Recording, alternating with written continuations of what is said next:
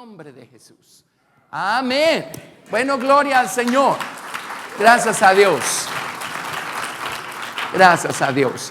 En el manual tienen la lección a partir de la página 79.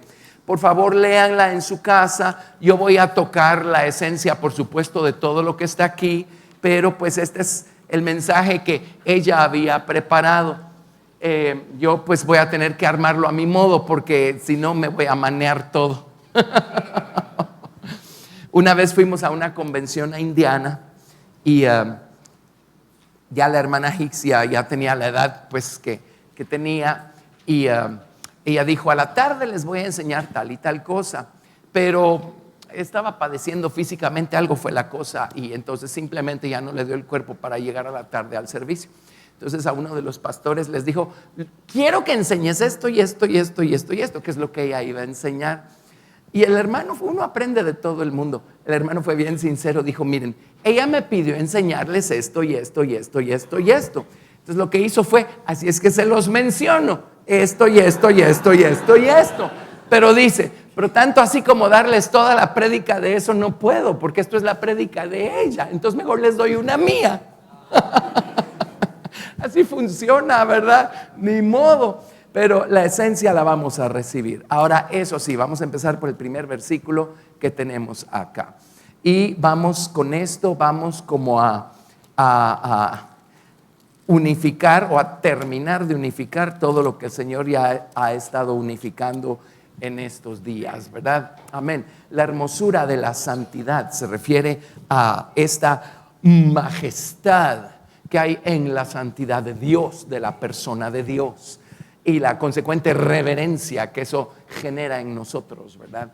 La hermosura de la santidad se refiere a esa gloria majestuosa que está presente en la vida de un creyente que se santifica para el Señor. Se refiere también a la belleza del santuario, el lugar de habitación de Dios. Se refiere también a la belleza de los ornamentos sagrados que vestían los sacerdotes, ¿verdad? Amén. Todo eso figura pues de cómo nosotros somos vestidos con la naturaleza y el carácter moral del Señor Jesucristo. Pero yo nunca hubiera entendido qué está Dios edificando en mi vida si no hubiera hecho la conexión entre mis experiencias el día de hoy y todo lo que el Antiguo Testamento enseña acerca del tabernáculo, el templo. O sea, en el Nuevo Testamento se nos dice como 5 veces que nosotros somos el templo de Dios. Amén. Lo dice de diferentes maneras, lo dice de varias formas. Y yo no entiendo las personas que agarran el Antiguo Testamento, lo hacen a un lado y dicen: eso ya no tiene nada que ver con nosotros. Mi pregunta es: ¿y entonces qué entienden cuando leen que nosotros somos el templo de Dios? Ay, qué lindo, yo soy el templo de Dios. Pues si se van a estudiar en detalle el tabernáculo y el templo, podrían entender de una manera más completa qué somos, qué está siendo edificado en nosotros, qué está siendo completado en nosotros. Amén. Y acá en 1 Corintios 6, del 19 al 20, leemos acerca de esto. ¿O ignoráis que vuestro cuerpo es templo del Espíritu Santo, el cual está en vosotros, el cual tenéis de Dios, y que no sois vuestros, porque habéis sido comprados por precio? Glorificad pues a Dios en vuestro cuerpo y en vuestro espíritu, los cuales son de Dios. Déjenme insertar aquí ya es mi versión. Déjenme insertar aquí en el libro de Efesios, capítulo 2, los versículos del 19 al 22. Efesios 2, del 19 al 22.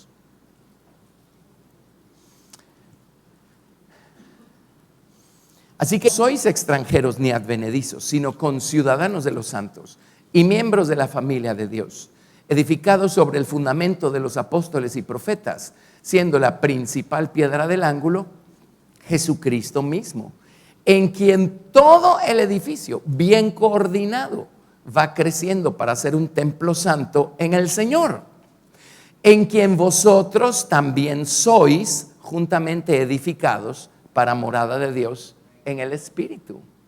Amén. Déjenme darles otro. Vámonos a Hebreos capítulo 3, versos del 1 al 6. Les voy a dar estos 3. Quedan otros como 3 más o menos del Nuevo Testamento, pero miren Hebreos 3, del 1 al 6.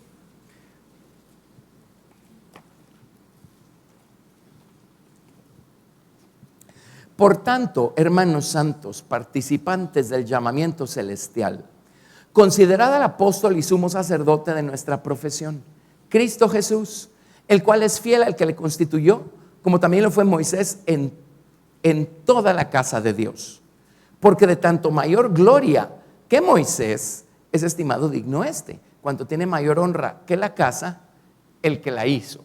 Ahora, cuando hablan de la casa que hizo Moisés, hablan del tabernáculo en el desierto, ¿verdad? Ok, porque toda casa es hecha por alguno, pero el que hizo todas las cosas es Dios. Y Moisés, a la verdad, fue fiel en toda la casa de Dios, o el tabernáculo, como siervo, oiga esto, para testimonio de lo que se iba a decir, pero Cristo, como hijo sobre su casa, la cual casa somos nosotros, si retenemos firme hasta el fin la confianza y el gloriarnos en la esperanza. Más claro no lo podemos tener, ¿verdad? Más claro no lo podemos tener. Por eso estamos hablando de tener un templo santificado, un santuario santificado.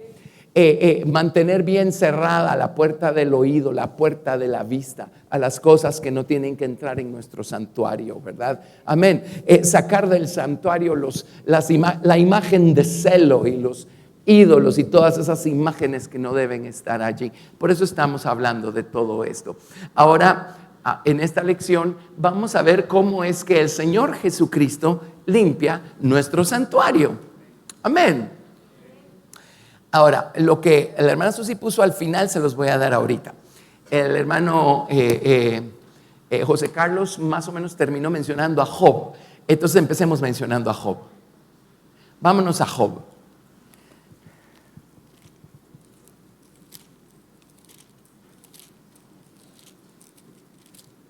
Job capítulo 1, verso 1. Job capítulo 1, verso 1. Así es que ya vio, pues, todo lo que tiene que ver con el tabernáculo y el templo tiene todo que ver con nosotros. Porque Cristo es el dueño de la casa y la casa somos nosotros. Ahora, el tabernáculo abarca básicamente Éxodo, Levítico, Números, Deuteronomio. Y también el tabernáculo tiene que ver con las historias de la conquista de Canaán, el libro de Josué, el libro de los jueces, y ahí es donde el tabernáculo se va de Silo y se lo llevan a Gabaón, y ahí más o menos hay una pausa, y entonces surge David, y luego viene Salomón, y edifican un templo, una morada permanente para la gloria de Dios en los montes de Jerusalén, en el monte de Moria. Y entonces el tabernáculo no lo tiraron a la basura ni nada de eso. Agarraron el tabernáculo, todo el santuario, todos los muebles del tabernáculo y los metieron al templo de Salomón. Amén. El templo de Salomón, estamos hablando de, Salomón, bueno, David está en Primera de Samuel, ahí está David. David estaría en Primera de Reyes. Está David todavía está en Crónicas, Primera de Crónicas. David y Salomón. Entonces miren cuántos libros de la Biblia tienen que ver con el tabernáculo y con el templo. Por eso le dedica tanto espacio y tanta información la Biblia al tabernáculo y al templo. Amén. Porque todo el tiempo Dios estaba tratando de decirle a su pueblo, entiendan, eso es lo que yo quiero ver edificado aquí adentro. Eso es lo que yo estoy tratando de edificar aquí adentro. Eso que ven ahí es lo que yo quiero ver aquí. Amén. Bueno, vámonos a Job. Job capítulo 1, verso 1. Hubo en tierra de Uz un varón llamado Job, y este era hombre perfecto y recto, temeroso de Dios y apartado del mal. Y le nacieron 7 hijos y 3 hijas. Su hacienda era 7,000 ovejas, 3,000 camellos, 500 yuntas de bueyes, 500 asnas y muchísimos criados. Y era aquel varón más grande que todos los orientales, o sea, era el más importante, el más poderoso en lo natural. Ustedes saben que el libro de Job es el primer libro que fue escrito de todos los libros de la Biblia. Y Job era contemporáneo de Abraham. Amén. Job era una persona muy importante. A Job lo cuentan en Ezequiel, lo ponen a la par de Daniel y a la par de Noé en cuanto a dimensión, en cuanto a importancia, ¿verdad? Y Job, la lección que nos da es de paciencia, mientras Dios estaba terminando de trabajar con él. Ahora, él era recto, perfecto, temeroso de Dios y apartado del mal. Y aquí tenemos enumerada toda la hacienda que Job poseía, animales y todas esas cosas. Él ya había sido santificado a un nivel. ¿Se acuerdan que en el atrio el Señor nos santifica para que podamos entrar al santo?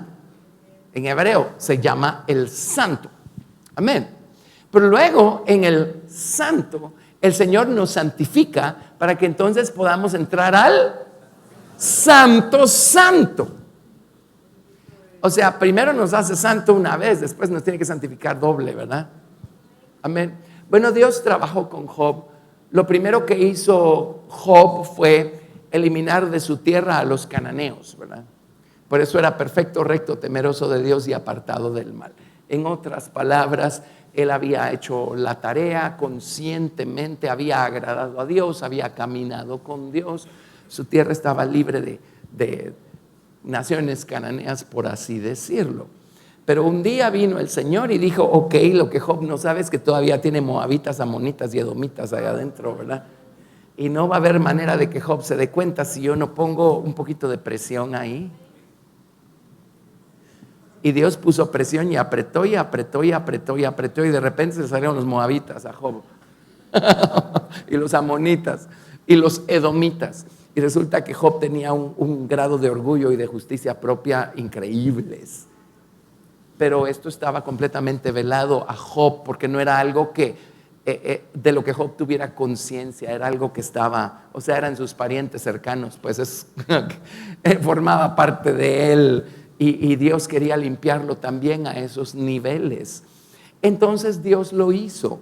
Ahora cualquiera dirá, ¡hala! Pero qué grave todo lo que tuvo que sufrir Job para que Dios lo limpiara doblemente. Bueno, el hecho es que valió la pena. Amén. Y es como que el Señor nos limpia, nos va llevando y todo, pero llega un momento en donde como que el Señor lo hace al doble y empieza a trabajar con nosotros a unos niveles y híjole. Y pues muchas veces nos tiene que humillar y todo. Pero el Señor lo que está haciendo es buscando limpiar nuestro santuario, limpiar nuestro templo. Y casi podemos decir que el Señor hizo una obra doble al final en la vida de Job, cuando logró limpiarlo de estas actitudes y de estas cosas que Job tenía en el fondo de su voluntad de manera inconsciente.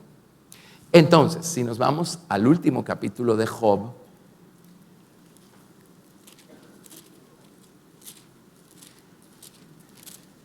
a ver, él alegó del capítulo 2.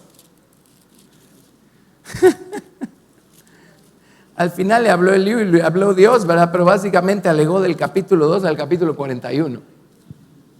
En el capítulo 42 finalmente se le abrieron los ojos. Realmente en hebreo no dice ojos, como dijo José Carlos, se le abrió el ojo, dice. Ahora mi ojo te ve. Amén. Pero miren, Job 42:10. Y quitó Jehová la aflicción de Job cuando él hubo orado por sus amigos, y aumentó al doble todas las cosas que habían sido de Job. Y vinieron a él todos sus hermanos y todas sus hermanas y todos los que antes le habían conocido, y comieron con él pan en su casa, y se condolieron de él y le consolaron de todo aquel mal que Jehová había traído sobre él. ¿Oyó eso? El mal que Jehová había traído sobre él. Y cada uno de ellos le dio una pieza de dinero y un anillo de oro. Y bendijo Jehová el postrer estado de Job más que el primero. Ahora, ¿se acuerda? Antes tenía 7,000 ovejas, ¿ahora cuántas tuvo? 14,000. Antes tuvo 3,000 camellos, ¿ahora cuántos tiene? 6,000. Tenía 500 yuntas de bueyes, ahora tiene 1,000. Y tenía 500 asnos, ahora tiene 1,000. Le aumentó Dios todo al doble. Y otra vez le dio hijos e hijas, ¿verdad? 7 hijos, 3 hijas. Amén, el doble. Ahora tiene el doble. Ahora, si antes éramos santos y si antes Job era santo, tiene que haberlo sido, si no, no hubiera sido perfecto, recto, temeroso de Dios y apartado del mal. Él era santo. Adivine ahora qué es. Santo, santo. El doble. El doble. El doble. Por eso Dios nos lleva del atrio al santo y al santo santo. En el santo somos santificados a nivel consciente.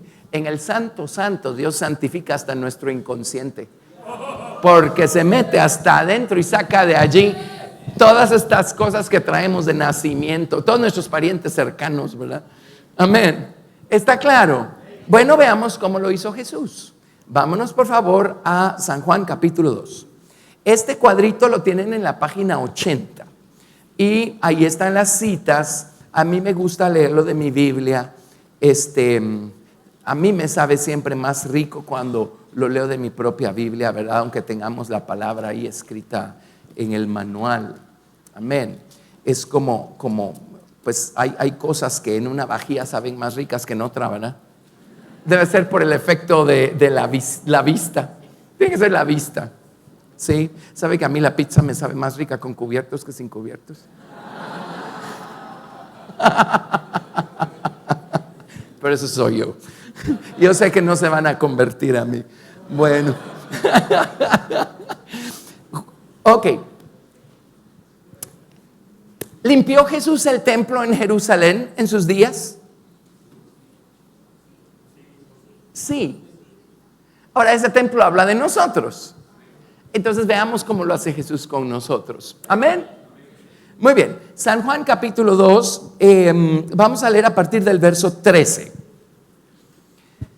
Si estamos en el capítulo 2, estamos al inicio del ministerio de Jesucristo aquí en la tierra, ¿sí? Del ministerio público de Jesús aquí en la tierra.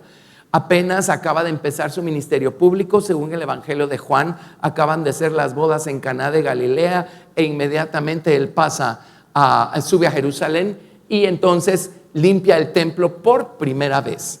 Entonces pongamos aquí la vez primera que limpia el templo, Juan capítulo 2, versos del 13 al 19. Es la primera vez que limpia el templo al inicio de su ministerio. Y cuando Jesús llega a nuestro corazón, por supuesto que su presencia limpia nuestro templo, santifica nuestro templo. Amén. Pero si lo que Jesús hizo al inicio de su ministerio en nuestra vida es todo lo que necesitamos para hacer todo lo que Dios quiere que seamos, entonces Jesús no hubiera limpiado el templo al final de su ministerio, porque lo volvió a limpiar. Amén. ¿Lo ven? Esto de limpiar el templo obviamente es una cosa continua, constante. Jesús limpió el templo pues al inicio de su ministerio. Estaba cerca la Pascua de los judíos y subió Jesús a Jerusalén y halló en el templo a los que vendían bueyes, ovejas y palomas y a los cambistas allí sentados y haciendo un azote de cuerdas. Ahora, no se puso a pegarle a nadie, solo hizo un azote de cuerdas. Echó fuera del templo a todos, y las ovejas, y los bueyes, y esparció las monedas de los cambistas, y volcó las mesas, y dijo a los que vendían palomas: quitad de aquí esto, no hagáis de la casa de mi padre casa de, a ver, pongamos aquí, mercado. Entonces se acordaron sus discípulos que está escrito: el celo de tu casa me consume. Y los judíos respondieron y le dijeron: ¿qué señal nos muestras ya que haces esto? Respondió Jesús y les dijo: destruid este templo y en 3 días lo levantaré. Refiriéndose al templo de su cuerpo. El celo de su casa. ¿Celo por qué? Porque pues, La gloria de Dios todavía estaba allí. Jesús todavía no ha muerto y resucitado. La gloria todavía está allí. ¿Y saben por qué tiene Jesús celo por esta casa? Esta es la casa del Padre. ¿Saben cómo aparecimos? El Señor agarró una porción de su propio nombre y la rodeó de espíritu, de alma, de cuerpo, y salió usted y salí yo. O sea, esto es el templo, la casa del Padre. Su nombre está aquí. Nada más que a causa del pecado fue tomado cautivo, ¿verdad? Ese es el reino de Dios en nosotros, que fue tomado cautivo. Amén. Entonces Jesús tiene celo por nosotros. Entonces Jesús, el día que llega a nuestro corazón, llega con ese celo por limpiar la casa del Padre. Amén, la casa del Padre. Entonces el Señor empieza a ver qué encuentra ahí adentro y empieza a ver cómo lo saca de allí, cómo lo quita del camino. Amén. Y una de las primeras cosas que encontró, bueno, hay que entender un poquito la historia. Toda la élite sacerdotal de esos días había creado un negociazo ahí en el templo en Jerusalén. Y ustedes saben que la gente pues tenía que venir al Señor con sus cabritas y sus ovejas y sus palomas y sus cosas de acuerdo al sacrificio que tenían que ofrecer. Ahora ellos, miren, la gente es realista. Y ellos dijeron, ¿saben qué? ¿Qué pasa si nosotros les vendemos los animales a ellos? Y encima de todo, no vamos a permitir que circule ninguna otra moneda en el templo, sino nada más pues la moneda oficial del templo. Así es que van a tener que hacer cambio y ahí ya vamos a tener ganancia por el diferencial cambiario. Y encima de todo les vamos a vender los animales. Miren qué negociazo.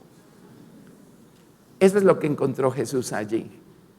En otras palabras, convirtieron el templo o la casa de Dios en una oportunidad para hacer un buen negocio. A Dios lo redujeron en la oportunidad para sacar algún tipo de provecho, en la oportunidad para servirse de aquello, para sacar uno provecho personal. Ahora, ¿no les suena conocido? Señor, bendíceme. Señor, dame. Señor, prospérame.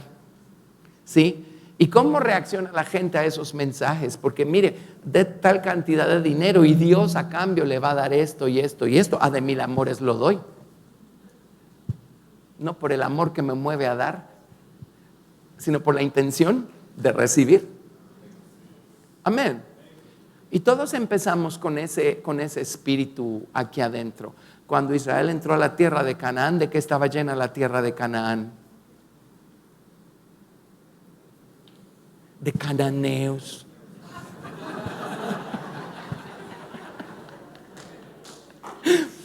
Cuando Jesús entra en nuestro corazón, ¿qué encuentra? Cananeos. ¿Sabe qué significa cananeo? Mercader. Mercader. Alguien que solo está buscando el provecho personal. Ganancia personal. Provecho personal. ¿Lo están viendo? Amén. Entonces vino el Señor y se fue detrás de eso y dijo, no, esto no puede ser, ¿verdad? Y entonces dice, no hagan de la casa de mi padre casa de mercado. O sea, el templo no existe solo para ver de qué me puedo beneficiar yo. El templo existe para poder adorar al Señor en la hermosura de la santidad, para poder disfrutar de su presencia y venir con reverencia y darle a su nombre la honra que su nombre merece, no para obtener ganancia personal. Ahora aquí les va a encantar un versículo, si dejan un dedito acá, vámonos a Zacarías capítulo 14. Este no está en las notas, si quieren poner Zacarías 14, verso 21, allí.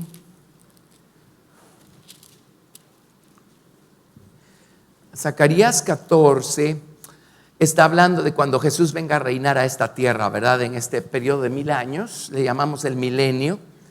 El Señor va a establecerse aquí en la tierra de manera literal, de manera física, visible. Dice cosas como versículo 9, Zacarías 14, 9, dice, y Jehová será rey sobre toda la tierra. En aquel día Jehová será uno, y uno su nombre, ¿verdad? En el verso, vamos a ver, en el verso 20, esto es espectacular. Esta cita la tengo yo en algún lado en mis notas. Pero dice, en aquel día estará grabado sobre las campanillas de los caballos: santidad a Jehová. Y las ollas de la casa de Jehová serán como los tazones del altar, y toda olla en Jerusalén y Judá será consagrada a Jehová de los ejércitos, y todos los que sacrificaren vendrán y tomarán de ellas y cocerán en ellas. Una pausa aquí. Cuando Jesús venga a reinar físicamente sobre esta tierra va a estar tan limpia, de tal manera que eso mismo que ostentaban los sacerdotes en su frente, que decía santidad a Jehová, va a estar grabado en las campanillas de los caballos. O sea, los caballos van a ser igual de santos que los sacerdotes. Así santifica la presencia del Señor Jesucristo. Amén. Y dice, y la olla con la que usted se haga su ramen va a ser tan santa que con esa misma puede usted venir al templo y ofrecerle al Señor libaciones, con la misma olla con la que se hace su café, su sopa y sus cosas en su casa. No va a haber diferencia entre santo y profano, todo va a ser santo. Y mientras Jesús no termine de limpiar y de poseer todo aquí, todavía hay diferencia entre santo y profano, ¿verdad? Pero ¿saben cuál es el tiro? Que ya no quede nada profano aquí adentro. Sed santos en toda vuestra manera de vivir. O sea, santos en la manera de comer, santos en la manera de socializar, santos en ir, venir, trabajar, negociar, santos. Y luego dice, y no habrá en aquel día más mercader en la casa de Jehová de los ejércitos. En hebreo dice cananeo. Ya no habrá más mercader en la casa de Jehová, porque se acabó esa cosa de andar viendo qué provecho sacamos nosotros de Dios. ¿Qué les parece? Hermoso, ¿verdad? El Señor Jesús limpió el templo por primera vez aquí en Juan capítulo 2, al inicio de su ministerio. Y cuando los sacerdotes, los judíos le dijeron, ¿qué señal nos muestras que haces esto? ¿Qué señal les dio? Destruyan este templo y en 3 días lo levantaré. En otras palabras les dijo, la primera cosa que va a limpiar su templo es mi muerte y resurrección. La sangre que voy a derramar y que luego voy a recoger y voy a hacer omnipresente para que pueda venir y rociarlos y limpiarlos. Esa es la señal que le doy. ¿Cómo puedo limpiar mi templo? Con la sangre que yo mismo voy a derramar por ustedes. Es con mi preciosa sangre, con mi muerte y resurrección, que voy a limpiar el templo. Amén, que voy a limpiar el templo. Entonces viene Jesús a nuestra vida y con su sangre nos limpia.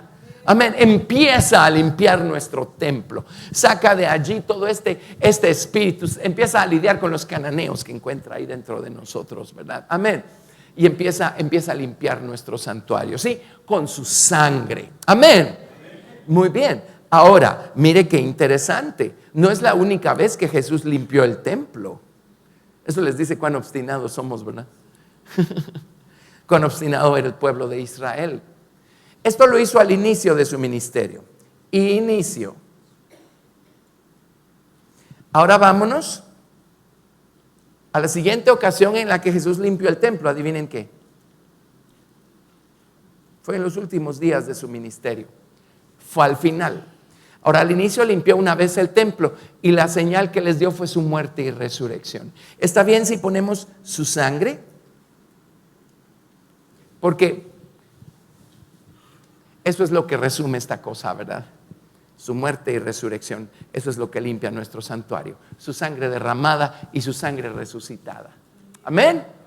Ok, ahora vámonos a Mateo capítulo 21. Mateo capítulo 21. Por cierto, la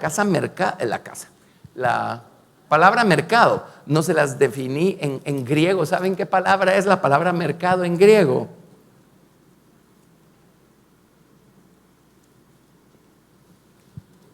Emporio. No conviertan mi casa en un emporio. Híjole. Y el mundo muchas veces pues lo hacen ignorantemente y maliciosamente, pero muchas veces aparece esta palabrita en conexión con ciertos ministerios, ¿verdad? Tremendo, ¿no? Ok, sigamos. Mateo capítulo 21, verso 12. A ver, leamos un poquito antes. Aquí estamos al final de su ministerio, cuando llega a Jerusalén. ¿Se acuerdan que entró sentado sobre un asna y sobre un pollino de asna? Y todos le decían, Hosana, bendito el que viene en nombre del Señor. Verso 12, Mateo 21, 12. Dice, y entró Jesús en el templo de Dios y echó fuera a todos los que vendían y compraban en el templo. Y volcó las mesas de los cambistas y las sillas de los que vendían palomas. Y les dijo, escrito está, mi casa de oración será llamada, mas vosotros la habéis hecho cueva de ladrones. A ver, la segunda ocasión, aquí Mateo, ¿verdad? Mateo 21, del 12 al 17. Y dice, ustedes la han hecho cueva de ladrones. Ahí estaban de regreso los cambistas. Sacó a los cananeos, pero se metieron otra vez. Ahí estaban de regreso. Ustedes la han hecho cueva de ladrones. Y luego dice, y vinieron a él en el templo ciegos y cojos, y los sanó. Pero los principales sacerdotes y los escribas, viendo las maravillas que hacía, y a los muchachos aclamando en el templo y diciendo, Hosana al hijo de David, se indignaron y le dijeron, ¿oyes lo que estos dicen? Y Jesús les dijo, sí, ¿nunca leísteis de la boca de los niños y de los que maman perfeccionaste la alabanza? Tremendo, ¿no?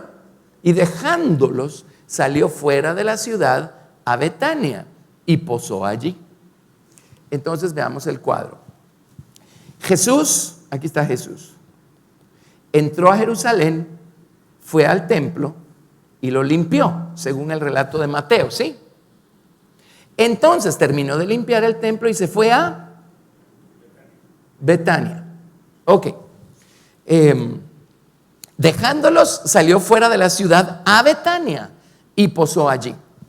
Por la mañana, aquí voy a poner limpió. Por la mañana, volviendo a la ciudad, tuvo hambre. Y viendo una higuera cerca del camino, vino a ella. Y no halló nada en ella, sino hojas solamente. Y le dijo, nunca jamás nazca de ti fruto. Y luego se secó la higuera.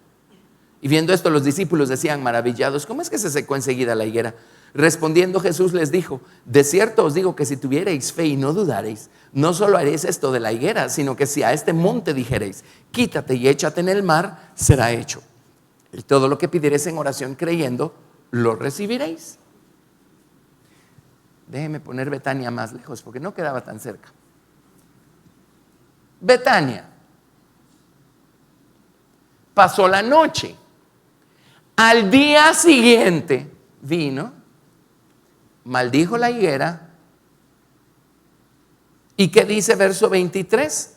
Cuando vino al templo, los principales sacerdotes y los ancianos del pueblo se acercaron a él mientras enseñaba y le dijeron, ¿con qué autoridad haces estas cosas? ¿Y quién te dio esta autoridad? Así es que al día siguiente volvió a entrar al templo. ¿Lo ven? Aquí está otra vez el templo. Pues ya lo limpió el día anterior. ¿Sí? Muy bien. Ahora vámonos por favor a Marcos. Capítulo, vamos a ver. Hagamos Lucas mejor. Lucas 19. Lucas 19.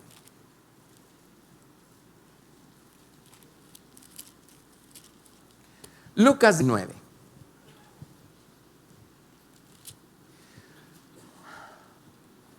Verso.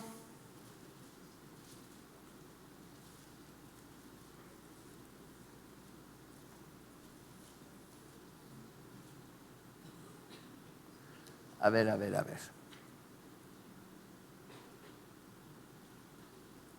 Espéreme. Creo que después de todo es Marcos lo que quiero.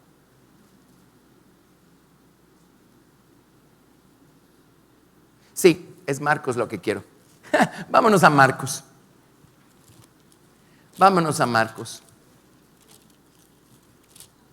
Marcos capítulo 11.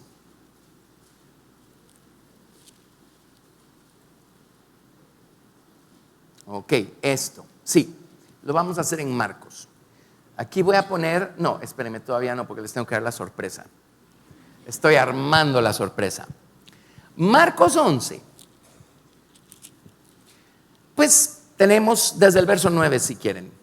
Y los que iban delante y los que venían detrás daban voces diciendo: Hosana, bendito el que viene en nombre del Señor. Bendito el reino de nuestro padre David que viene. Hosana en las alturas. Ok, miren lo que dice Marcos. Dice, aquí viene Jesús. Dice, y entró Jesús en Jerusalén y en el templo. Ok, viene y entra al templo, ¿sí? Para representar que aquí lo limpió, vamos a poner esto así, ¿ve? Ahí lo limpió. en el relato de Mateo. Pero ahorita estamos en el relato de Marcos. Entró Jesús en Jerusalén y en el templo. Y habiendo mirado alrededor todas las cosas, como ya anochecía, se fue a Betania a pasar la noche con los 12. Y al siguiente, cuando salieron de Betania, tuvo hambre. Y viendo de lejos una higuera que tenía hojas, fue a ver si tal vez hallaba en ella algo. Pero cuando llegó a ella, nada halló sino hojas, pues no era tiempo de higos. Entonces Jesús dijo a la higuera: nunca jamás coma nadie fruto de ti.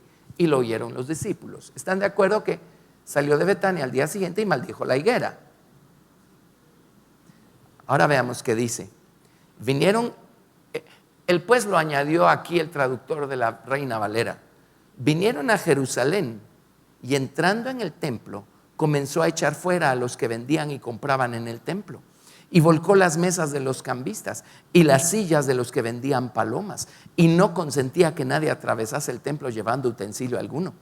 Y les enseñaba diciendo: ¿no está escrito: mi casa será llamada casa de oración para todas las naciones? Mas vosotros la habéis hecho cueva de ladrones. Y lo oyeron los escribas y los principales sacerdotes y buscaban cómo matarle, porque le tenían miedo, por cuanto todo el pueblo estaba admirado de su doctrina. Con la verdad solo podemos hacer dos cosas: o la recibimos y amamos, o la matamos. Amén. Pero ¿qué dice Marcos? Después de maldecir la higuera, vino al templo y ¿qué hizo?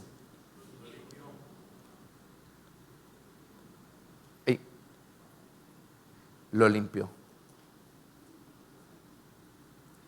Oh, hermano, una contradicción en la Biblia. No hay ninguna. ¿Saben qué ocurrió? Al final de su ministerio lo limpió 2 veces. ¿Lo ven? En Mateo dice que llegó a Jerusalén, entró al templo, lo limpió, se fue a pasar la noche a Betania, de regreso de Betania maldijo la higuera y volvió a entrar al templo. En el Evangelio de Marcos dice, llegó a Jerusalén, entró al templo, se fue a Betania a pasar la noche. Al día siguiente maldijo la higuera y entonces entró al templo y lo limpió.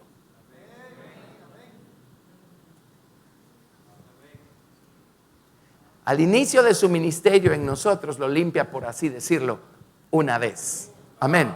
Al final lo tiene que limpiar 2. ¿Saben por qué? Porque se está metiendo más adentro. Se está metiendo a nuestra voluntad de medianoche. Se está metiendo hasta las profundidades. Amén. Este es Marcos, ¿verdad? ¿Lo ven?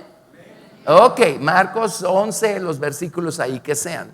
Entonces, regresemos a Mateo 21. Por eso hizo con Job lo que hizo. El Señor limpió y santificó a Job. Por eso él mismo dice que Job era perfecto, recto, temeroso de Dios y apartado del mal. Pero Dios tuvo que limpiar al doble a Job al final de su camino, porque Dios se metió hasta dentro de su voluntad, lo limpió, porque ya no quería que Job fuera solo santo, ahora lo quiere santo, santo. Santo en su mundo consciente, santo en su mundo inconsciente. Limpio en su voluntad, amén, consciente, limpio en su voluntad inconsciente, ¿sí? Entonces al final limpió 2 veces el templo. Regresando a Mateo 21, viene el Señor y ¿qué dijo? ¿Se acuerdan la primera vez? ¿Qué señal nos das? Destruyan este templo y en 3 días lo levanto. La señal que les doy es mi muerte, voy a derramar mi propia sangre y mi resurrección. Amén. En esta ocasión en Mateo, ¿qué manifestación hubo allí? Regresemos, Mateo 21, verso 14. Dice: y vinieron a él en el templo ciegos y cojos y los sanó. Pero los principales sacerdotes y los escribas, viendo las maravillas que hacía, y a los muchachos aclamando en el templo y diciendo: Hosana al hijo de David, se indignaron. Y él vino y les dijo: que nunca han leído de la boca de los niños y de los que maman perfeccionaste la alabanza. Amén. ¿Cómo limpió el templo la segunda vez? Con el fuego de la alabanza, con el fuego del poder del Espíritu Santo. Empezó a sanar a los enfermos. Amén. Y la gente empezó a alabar a Dios. Así fue como limpió el templo la segunda vez, con el poder del Espíritu Santo. ¿Está claro? Con el fuego, enseñándoles a alabar a Dios. Amén. Y la tercera vez, ¿cuál fue la señal o la manifestación? En Marcos capítulo 11, versículo 17, después que sacó a los cambistas y toda la cosa. Amén. Y no consentía que nadie atravesase el templo llevando utensilio alguno. Dice Marcos 11, 17, y les enseñaba. ¿Con qué limpió el templo la tercera vez? Con la palabra. La primera vez les dijo: nada más espérense que muera y resucite y mi sangre los va a limpiar.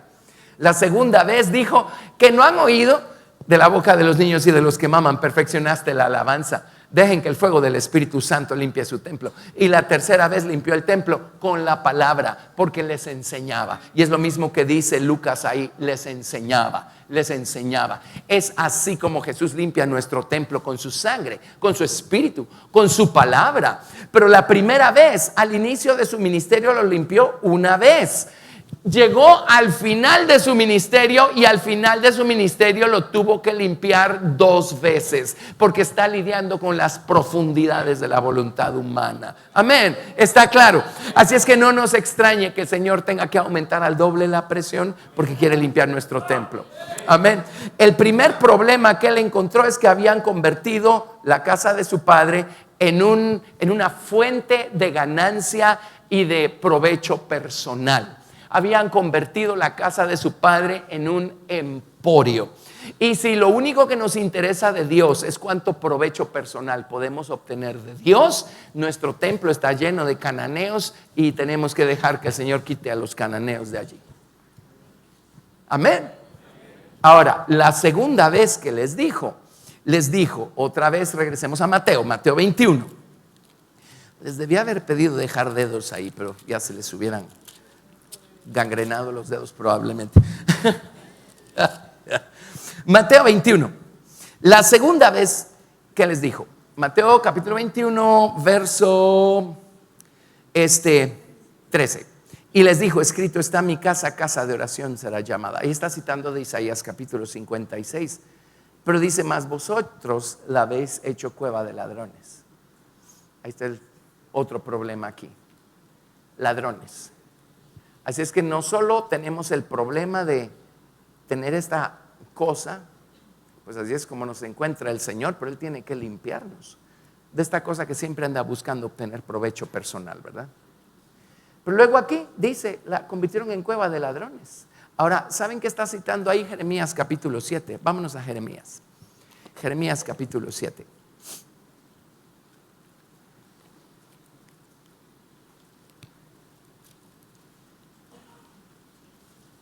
Jeremías capítulo 7, a partir del verso 1. Esta es otra actitud de la que tenemos que ser limpiados. La de los mercaderes creo que está clara, ¿verdad? Veamos a los ladrones. Entró al templo y ¿qué encontró? Primero encontró mercaderes, después encontró mercaderes y ladrones. Jeremías 7:1 dice: palabra de Jehová que vino a Jeremías, diciendo: ponte a la puerta de la casa de Jehová y proclama allí esta palabra y di: oíd palabra de Jehová todo Judá y los que entráis por estas puertas para adorar a Jehová.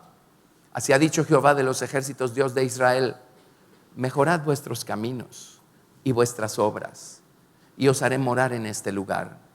No fiéis en palabras de mentira, diciendo: templo de Jehová, templo de Jehová, templo de Jehová es este. Ahora, no era mentira que era templo de Jehová. ¿Dónde estaba la mentira allí? Espérense un momento y van a descubrirlo. Amén.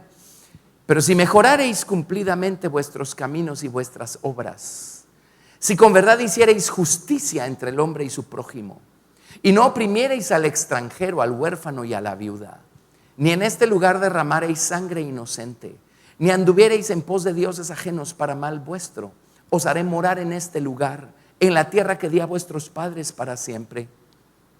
Y aquí vosotros confiáis en palabras de mentira que no aprovechan. Otra vez, ¿dónde está la mentira? Vamos a ver. Hurtando, matando, adulterando, jurando en falso e incensando a Baal y andando tras dioses extraños que no conocisteis.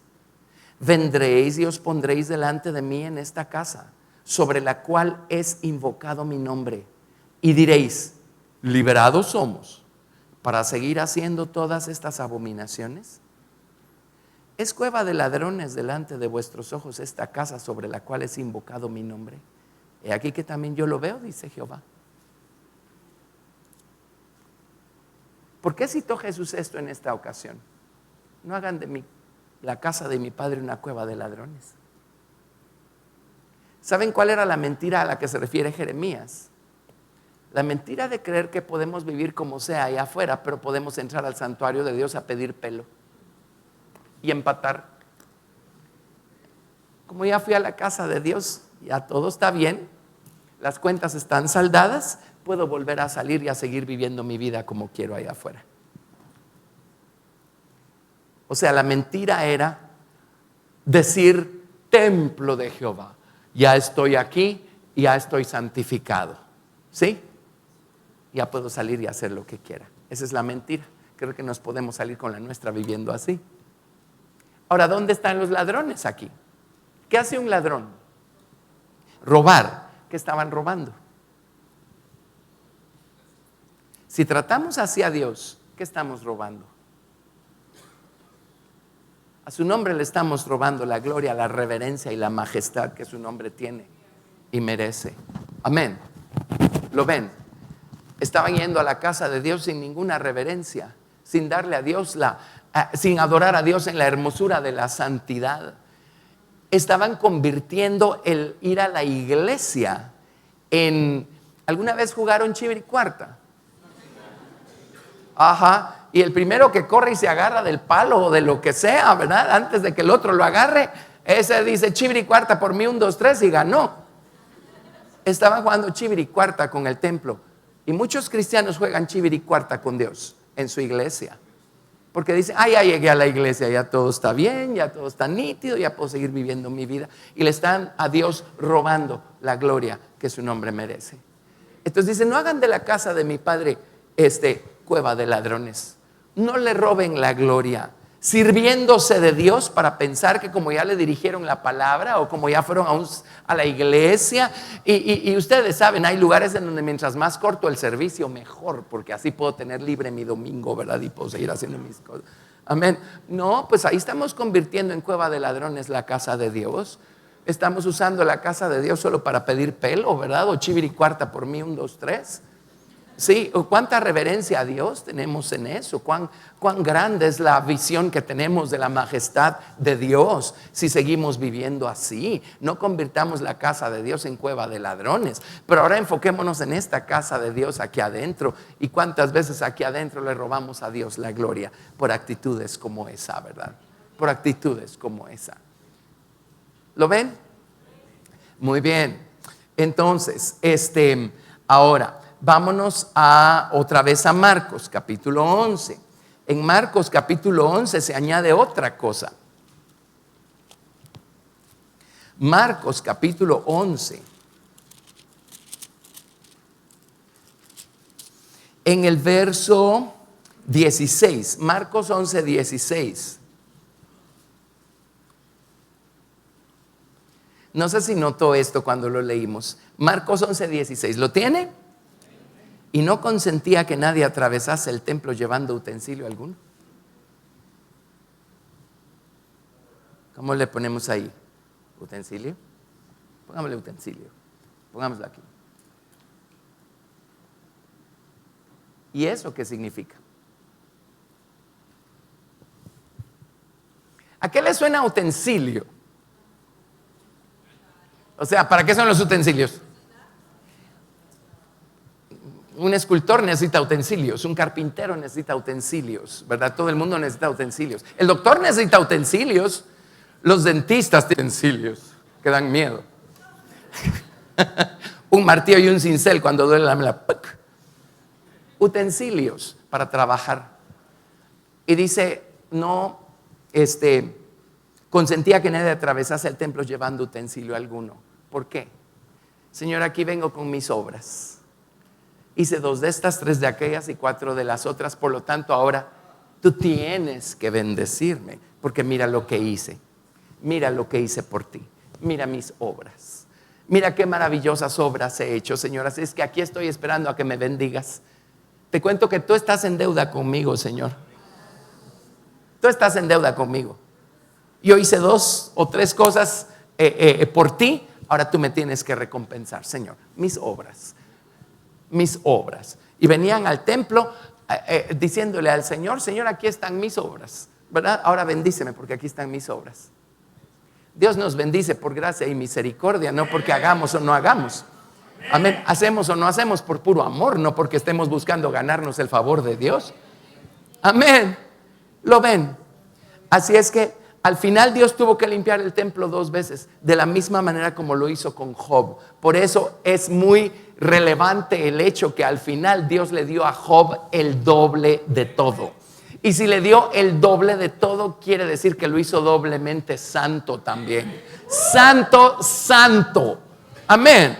Entonces, así es como el Señor trabaja con nosotros, ¿sí? ¿Cuántas cosas de estas encuentra el Señor en nosotros que nosotros mismos no vemos porque estamos tan acostumbrados a ser de esa manera? Pero Él en su misericordia llega a nuestro templo, llega a nuestro santuario y empieza a poner su dedo sobre estas actitudes, sobre estas áreas. Amén. Empieza a enderezarnos, empieza a enderezar nuestra manera de pensar, nuestra manera de actuar, empieza a santificar nuestra vida, para que aprendamos a adorar a Dios en la hermosura de la santidad. ¿Cómo nos limpia el Señor Jesucristo? ¿Cómo llega la sangre a operar en nuestra vida? Sino a través de una confesión y un arrepentimiento sinceros, ¿verdad? Señor, perdóname, límpiame. Y no hagamos de la casa del Padre casa de mercado. A estas alturas de la vida ya no se vale pues todavía tener esa mentalidad de yo estoy aquí para ver cómo me bendice Dios y para ver cómo me puedo servir de Dios. Amén, amén. Hay mensajes que fomentan eso, ¿sí? Pero ese no es el mensaje que nos da la palabra de Dios. ¿Ok? Luego, ¿cómo santifica el Señor nuestro templo? Con su Espíritu Santo, con el fuego del Espíritu Santo y con la alabanza. Por eso es tan importante alabar a Dios con el fuego del Espíritu Santo. Eso santifica nuestro templo y nos va sanando, santificando de esta actitud que nos hace robarle a Dios la gloria. Porque estamos agarrando el venir a la iglesia como excusa para seguir haciendo lo que querramos el resto de la semana, ¿verdad? No seamos ladrones, no le robemos a Dios la gloria. Y muchas personas todavía tienen este síndrome aquí, ¿verdad? Vienen a la iglesia, son unos angelitos en la iglesia, pero hay que ver la conducta de lunes a sábado que tenemos allá afuera. Eso es a lo que se refiere esto. Amén. Y luego finalmente les tengo noticias, el Señor no nos debe nada, nosotros se lo debemos todo a Él. No importa cuántas obras hagamos, no estamos ganando ningún favor delante de Dios. De hecho, las obras son el resultado o el fruto de la gratitud que genera la gracia y la misericordia de Dios en nosotros. Uno sirve a Dios por gratitud, no por buscar ganar algún favor de parte de Dios. Amén. ¿Cómo somos limpiados de ese síndrome? Siendo instruidos, siendo enseñados por la palabra de Dios. Amén. Así es que estamos llegando al final de nuestro camino, porque el tiempo queda muy poco y el Señor viene pronto. Tengan ustedes, cuenten con que el Señor al final va a hacer un trabajo doble. Amén. Y rápido para santificar nuestro santuario. La casa del Padre en nosotros. Amén, amén. Bueno, gracias a Dios. Creo que esto más o menos resume y unifica todo lo que hemos estado aprendiendo el día de hoy, ¿verdad? Así es que vamos a orar, vamos a ir a Jesús en oración y vamos a orar, ¿verdad?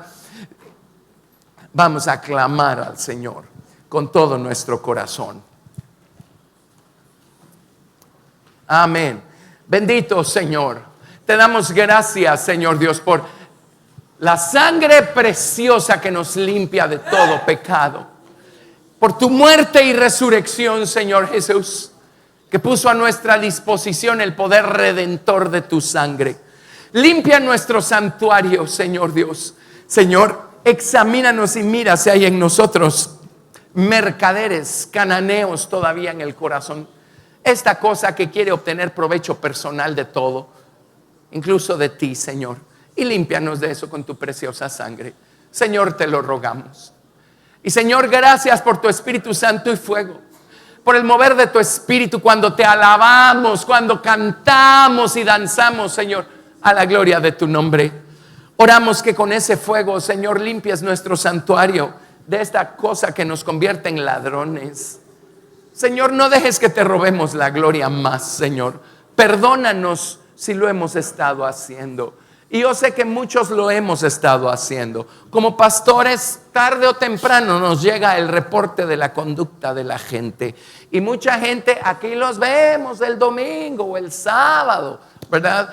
Y luego resulta ser que el testimonio que están dejando allá afuera no es el apropiado, porque el reporte que oímos es: y vieran cómo se conducen en la escuela, y vieran cómo se conducen en la universidad, y cómo se conducen allá afuera. Eso nos pone en esa categoría de ladrones. Eso nos hace encajar en lo que dice Jeremías capítulo 7. Pero luego venimos y decimos: templo de Jehová es este. Eso no está bien. Pidámosle perdón al Señor. Señor, perdónanos en el nombre de Jesús, y limpia tu santuario, Señor, nuestro templo personal. Limpia tu santuario, Señor, y perdónanos. Y hermanos, ya no es tiempo para estar viviendo como querramos allá afuera. Queda muy poco tiempo. Santifiquémonos, seamos santos en toda nuestra manera de vivir. Perfeccionemos la santidad en el temor de Dios. Amén. Y no le robemos a Dios la reverencia de su nombre o hacia su nombre.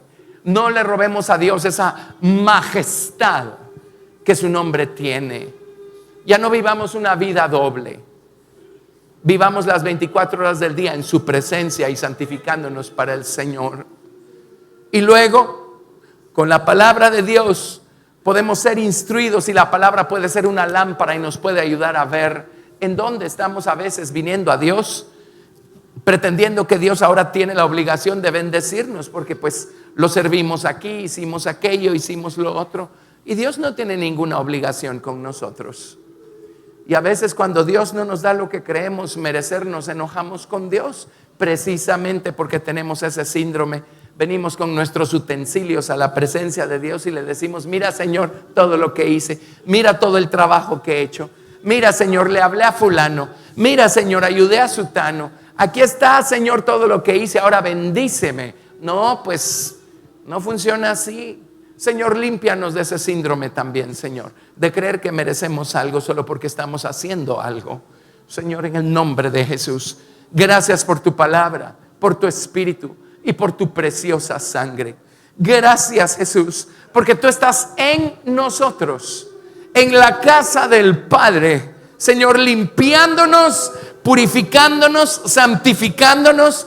Echa fuera todo esto de nosotros. Echa fuera al cananeo, al mercader. Echa fuera al ladrón. Echa fuera al que anda de un lado al otro con sus utensilios. Échalos fuera del templo. Y Señor, convierte el 100% de nuestro ser en una casa de oración, Señor. En una casa de oración. Nuestro espíritu, nuestra alma, nuestro cuerpo, nuestra mente, nuestra voluntad, nuestro corazón. Conviértelos en una casa de oración. Que lo que salga de nosotros sea oración, Señor. Bendición, adoración a tu nombre, Señor. Conviértenos en una casa de oración, Señor Jesús. Te lo rogamos, Señor. Y llénala, hínchala con tu gloria, Señor Dios. Y haznos, Señor, vestir esas vestiduras de gloria, de majestad, Hadar, Señor Dios. Te lo rogamos, Jesús. Oh, gracias, Señor. Enderézanos, pues límpianos, Señor. Bendito, Señor, te lo pedimos. Gracias, Jesús. Y enséñanos a vivir una vida santificada para ti, Señor, en todo lugar, en todo momento. Señor, te damos gracias por todo lo que hemos recibido, Señor. Hemos aprendido todo lo que hemos experimentado el día de hoy. Te damos gracias, Padre Santo, por toda la sustancia que llevamos con nosotros, Señor. Bendito Dios, oro que tu palabra y tu espíritu sigan operando en nosotros, perfeccionando tu obra en nuestras vidas, Señor.